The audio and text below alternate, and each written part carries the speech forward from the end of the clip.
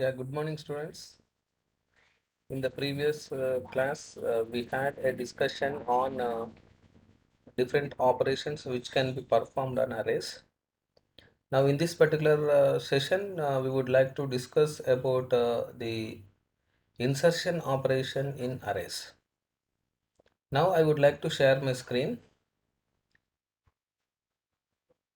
Hope my screen is visible to you.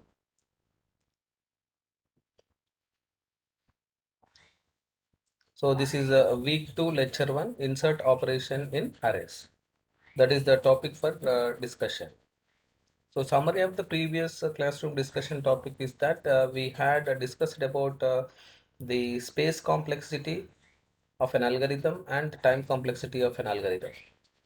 Fine. So the space complexity of an algorithm represents the amount of main memory space required for execution of that particular algorithm. So it includes two important components. One is a fixed part and another one is a variable part of the algorithm.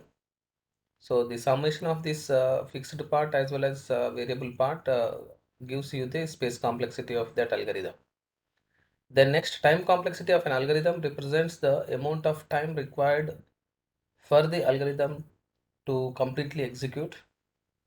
The time complexity in the case of linear loops may be given it as f of n is equal to n. In case of logarithmic loops, it is f of n is equal to log n. In case of nested loops, linear logarithmic loops are there, then it is n log n. So in case of quadratic loops, it is f of n is equal to n square. So that is what we had discussed in the previous session. Now in today's classroom discussion topic, that is the insert operation in arrays. This particular lecture objective is that this session will develop the students' knowledge on how the insertion operation is done in arrays. Lecture outcome is after completion of the session, students will be able to develop the code to insert an element into an array data structure. So how do we perform this insert operation? So when you want to perform some insert operation, suppose this is an array, if you take it as into this array, so we are already having some elements. Fine. So this is suppose 2, this is 3 and 4 and this 7 and this is 8. For example, if you take this is an array A. Fine. So if you want to, this is how do we read these elements into the array? So for that particular purpose, we are writing a function, read function, which takes array as an input parameter for this. Now we are asking the user to enter the size of the array. So we are fixing that maximum 10 elements we are fixing into the array. Okay, then for I equal to 0, I less than n, I plus plus. This is a linear for loop we are using to read the elements into the array. Fine. So for example, the user has given the elements into the array like this. So we have maximum of uh, 10 locations are there here. Okay, so 0 to 9 locations are there like this, 0, 1, 2, 3. So up to 9 locations are there. Totally 10 will be there, for example. Right. So the next we want to display that elements onto the screen. So this is a display function we are writing, which takes array as an argument, and then for I equal 0, I less than n, I plus plus. So we are displaying that a of I element. So this is again a for loop we are taking to display the values of the array onto the screen. So now if you want to insert an element into the array, so again we have three important cases here, whether you want to insert at the end of the array you want to insert, or whether you want to insert at the beginning of the array, or randomly if you are given a position, based on that index position you want to insert an element into the array. So like this here we have three different possible cases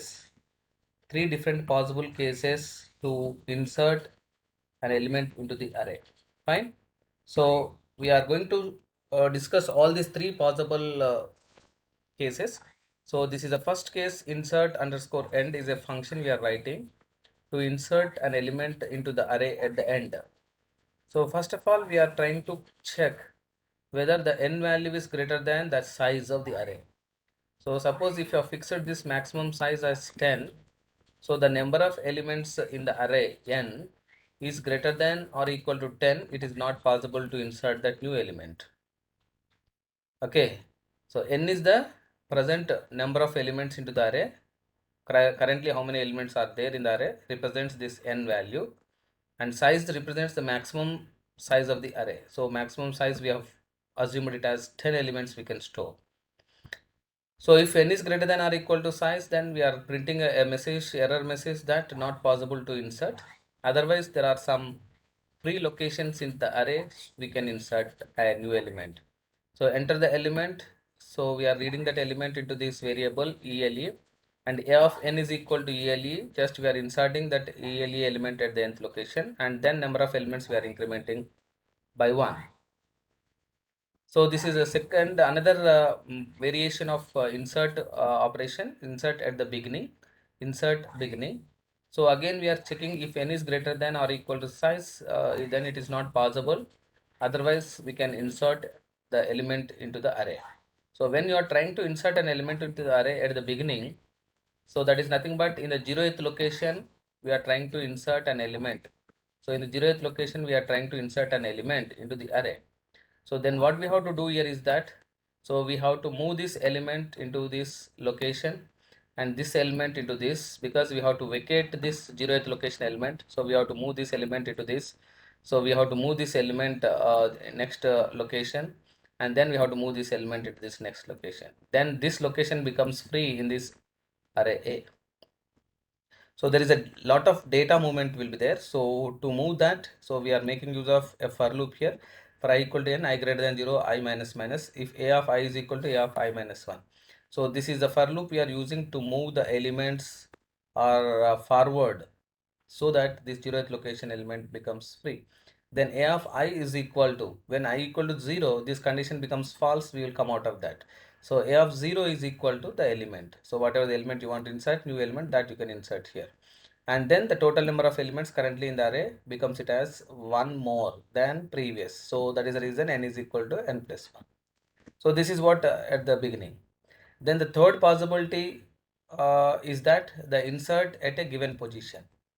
So we are writing the function insert underscore POS function name, and we are passing the array, and as well as we are passing position POS. So if POS is less than or equal to 0, if n is greater than or equal to size, or POS is greater than or equal to n plus 1, in any of these cases, okay, in any of these cases, it is not possible for us to insert an element. Otherwise, you can read the element and we can give I is equal to n minus 1, I greater than or equal to position minus 1, I minus minus. So we are moving that elements so that we are vacating that index location in the array where the POS is there, given position. So we are inserting a of POS minus 1 is equal to element, we are okay. So in this array it is very simple. When you want to insert a element at a particular position, suppose you want to insert the element at this particular position, all the elements which are there from this position onwards, we have to move forward here, so that we have to make free this location. Fine. So that we are doing with this for loop, we are doing that, and ultimately after inserting, number of elements becomes one more. Okay, n is equal to n plus 1. So now the reflections part 1 here. So following code snippet is used to insert an element ELE at the beginning of an array ARR. Fill the missing code. Anyone can answer that?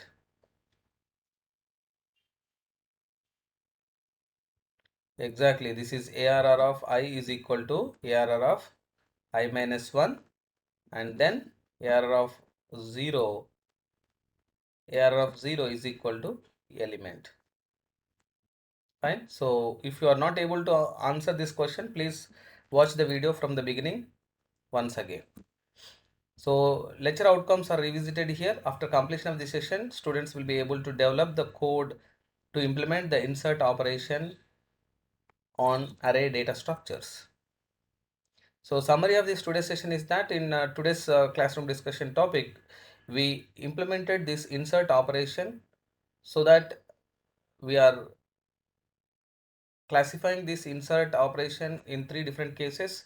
Insert at the beginning, that is nothing but at 0th index you are inserting. Insert at the end, that is the last rear location of the array, and insert at any given index position. Fine.